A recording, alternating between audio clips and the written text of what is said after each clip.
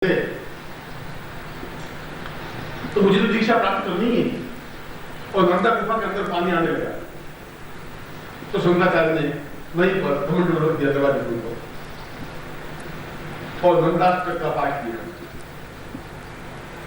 तो एवं पूर्णत्वं भवतमदिवैरं सहितै दिवो दीर्घो देवं नमत भवतुं वा परगमी नमो देव्यै शैर्वं सरतमरवैर्वै पर्वतं नमो देव्यै पूर्वा शरणदमन्यै नर्मदे। ये इसको 8 श्लोकों का वो उच्चारण किया और पूरी नर्मदा जितना बड़ा पानी वो कमंडल में समाहित होता है और नीचे उतर गया। उसमें उन्होंने नर्मदा का रचना की और 30 दीक्षा प्राप्त की। इसलिए यहाँ पर उस गुफा में अगर आपका दीक्षा क्रम की व्यवस्था हो तो उसी गुफा में दीक्षा दी जाए और तीनों तत्वों के साथ में, तीनों चेतनाओं के साथ में, क्योंकि संसार में कोई स्थान है ही नहीं ऐसा जो पाताल लोक हो और कोई ऐसा स्थान है ही नहीं जहां तीनों तत्वों से दीक्षा दी जाती हो। क्योंकि तीनों तत्वों से दीक्षा तभी दी जा सकती है जहां पंचभूतात्मक भगवान शिव विराजमान हो और संसार में कहीं पंचभूतात्मक शरीर है ही नहीं। न महाकालेश्वर में है, न उज्जैन में है और न 11 ज्योतिर्लिंगों में, केवल इसी स्थान पर है। ये अलग बात है कि यहाँ के लोग इस फॉर्मेट में नहीं समझे कि हमारा दुर्भाग्य हमने पिता के महत्व को नहीं समझे और पिता को गाली देते रहे। ये अलग बात है हम देवताओं को महत्व नहीं समझे, देवताओं को गाली देते रहे। देवता के तुम्हारा गला नहीं पकड़ेंगे, मैं पिता को गाली दूं पिता मेरा हाथ पकड़ेंगे नहीं, वे तो क्षमाशील नहीं। इसलिए यहाँ की व्यवस्था जाने नहीं वो अलग बात है, मगर उसमें उन तीनों तत्वों के माध्यम से सत्य रजत गुण तीनों तत्वों के माध्यम से शरीर को पूर्ण चेतना युक्त और 5 प्राणों के साथ समाहित करते हुए दीक्षा क्रम दें। और मैं ऐसा विचार रखता हूं जब यहाँ आए हैं तो तीनों दिनों का अपने आप में अत्यंत महत्वपूर्ण क्षण हो। ऐसा नहीं हो कि दीक्षा दे लग जाओ तुम घूमने चले जाओ, ऐसा नहीं हो जाए मैं आवाज दो वहां बुलाने के लिए और तुम कोई पेड़ पौधों की पत्तियों को चुनते चुनते देखते रहो। किसी भी क्षण में मैं दीक्षा देने बुला सकता हूं। जहां भी किसी क्षण में नंदा पे खड़े होकर पूरे 8 श्लोक सुना सकता हूं और 8 श्लोकों के माध्यम से नंदा नीचे उतर सकती है तो 8 श्लोकों के माध्यम से नंदा ऊपर उठ के भगवान से अर्चन भी कर सकती है और ज्ञान के साथ कर सकती है।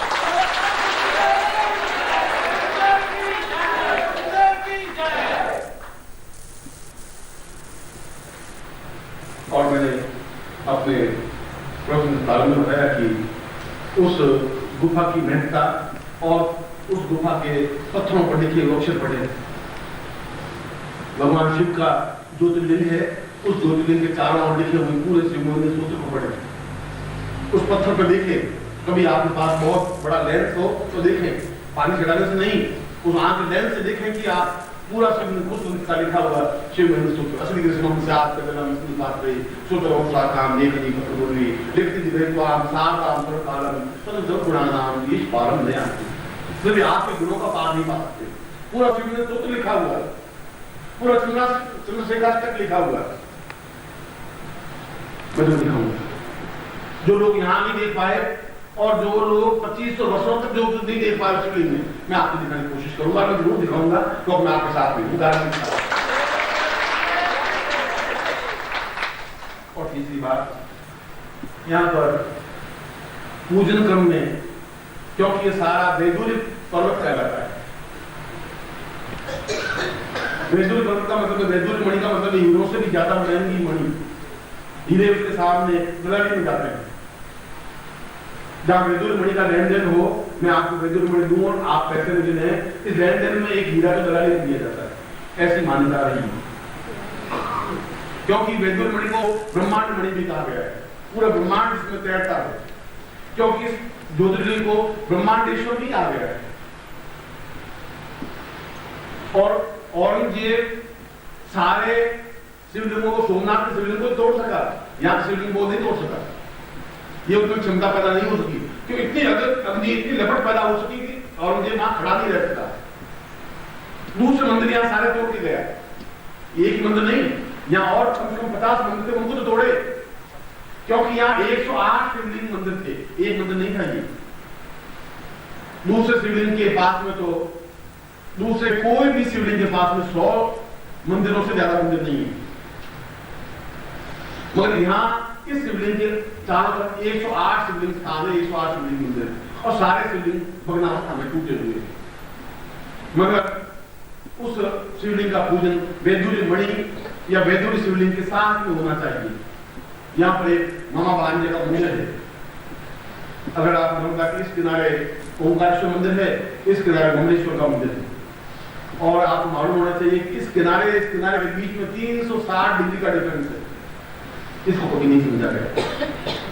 ओंकारेश्वर मंदिर की एक और विशेषता है, ओंकारेश्वर मंदिर की रचना ऐसी की गई है, अब तो तोड़ करके काफी कुछ नवीन रूप दे दिया है। अब कुछ तो तोड़ दिया है, कुछ बचा रह गया है। तो तोड़ा तो बड़ी समझदारी से तोड़ा होगा कि हम बहुत अच्छा बना दें, मगर ये नहीं समझा कि हम क्या तोड़ रहे हैं। मैं उनके आगे बोलने से बात बता रहा। उन्होंने ऊपर जो उसका गुम्बद बनाया था, गुम्बद में पूरे 360 छेद हैं। और भगवान सूर्य जब पैदा होते हैं, भगवान सूर्य जब उगते हैं, तो सूर्य हमारे पूरे ज्योतिष नियम के अनुसार सूर्य की 2 गतियां हैं, उत्तरायण और दक्षिणायन। यदि आप महाभारत पढ़ेंगे अगले, उसमें तो कहा गया कि भीष्म कह रहे हैं मैं अभी नहीं बोलूंगा, जब सूर्य उत्तरायण में आएंगे तभी मैं अपना देह छोड़ूंगा, क्योंकि उत्तरायण में सूर्य आने पर ही जीवन की पूर्णता और शुभ कार्य होते हैं। उत्तरायण सूर्य का और दक्षिणायन सूर्य का क्या मतलब है? यह पूरा एक फलक है या एक काल का खंड है।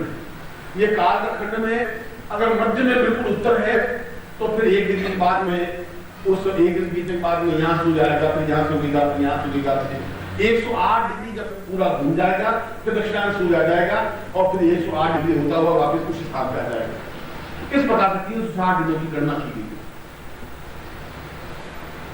और पूरे आधे 180 का आधा वक्त हुआ, 180 का आधा वक्त हुआ और पूर्ण ब्रह्मांड की रचना हुई, पूर्ण सूर्य की रचना हुई। और यहां से सूर्य चलेगा उत्तरायण में होते हुए, तो ठीक उत्तर में सूर्य कभी नहीं होता, या तो उत्तर से 2 डिग्री आगे, 3 डिग्री आगे, 180 डिग्री आगे। जो 180 डिग्री आएगा दक्षिण में सूर्य आ जाएगा, तब वो दक्षिण की तरफ से उड़ने शुरू प्रारंभ होगा, फिर उसको वापस घूमते हुए वापस उसी पॉइंट पे आ जाएगा। और इस मंदिर की रचना इस ढंग से की गई थी कि सूर्य 1 डिग्री आगे आए तो सुबह उठते ही सूर्य की पहली किरण शिवलिंग के ऊपर पड़ती थी, इसलिए 180 360 छेद थे। 1 डिग्री बिल्कुल उसी पहले में बनाया था, सूर्य उगा अगले 1 डिग्री पर सूर्य की किरण भगवान सूर्य शिवलिंग के ऊपर पड़ती थी, फिर अगला, फिर अक्षर, फिर उसका डिग्री, फिर अगले डिग्री, फिर डिग्री। सूर्य 360 में घूमता था। नित्य सबसे पहले सूर्य पूजन करता था इस ज्योतिर्लिंग का। दुर्भाग्य कितना है कि हमने नवीनता के आधार पर उस मंदिर के आधे टुकड़े को तोड़ दिया और सूर्य को पूजा करने से रोक दिया। इससे बड़ा दुर्भाग्य देश का नहीं हो सकता। और जंगल में चिल्लाने और चीखने से कुछ नहीं हो सकता। समझदार मनुष्य तो समझ सकता है, जंगलों में चीखने से कोई समझता नहीं। एक अद्वितीय हमारी चीज को तोड़ के खत्म कर दिया गया है, इससे ज्यादा दुर्भाग्य क्या हो सकता है। और सुबह आप उठे, सूर्य की पहली किरण, अब दक्षिणायन में सूर्य आता है तो उसके चरण पड़ते हैं, भगवान सूर्य उसका अभिषेक करता है। उत्तरायण में सूर्य का भाग तोड़ के नवीन पत्र लगा के वापस बना दिया।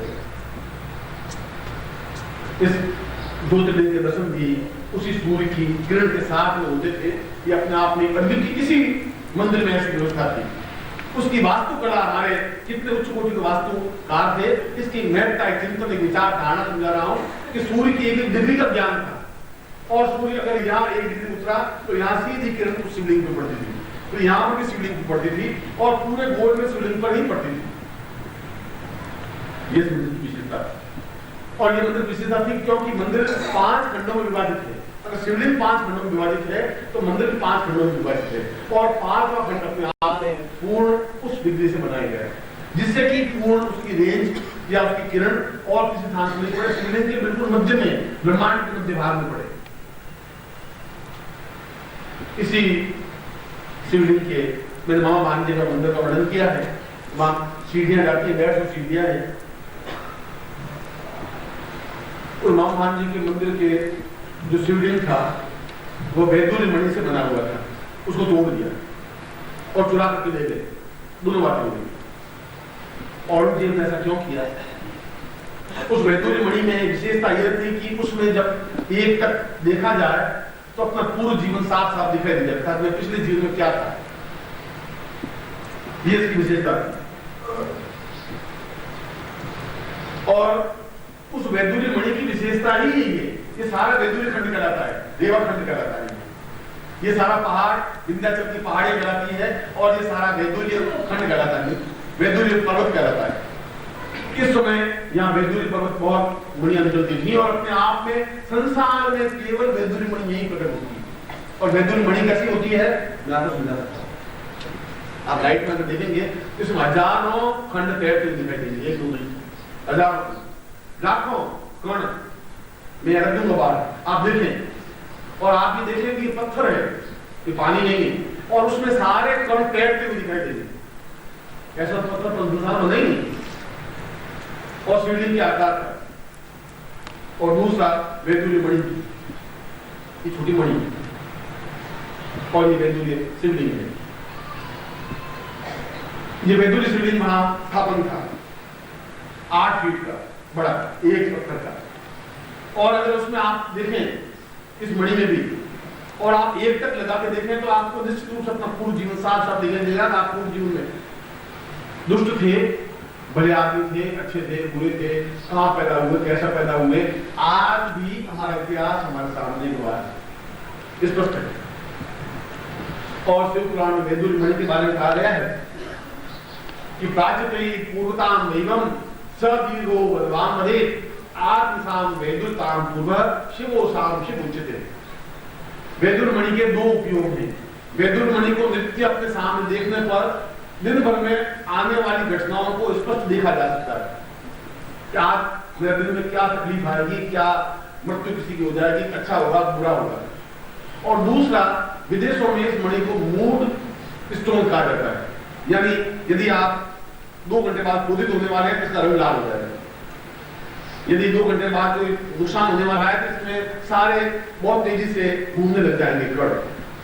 इसलिए अंगूठी में जड़वा करके इसको धारण करते हैं। और मैंने कहा ओंकार बिंदु संयुक्तम, या ओंकार रूप में अर्धनारीश्वर रूप में यह शिवलिंग का आकार है। यदि वो जो स्थापन था वो इसी प्रकार से स्थापन था, पूर्ण शिवलिंग रूप में नहीं था, अर्धचंद्र रूप में भी था।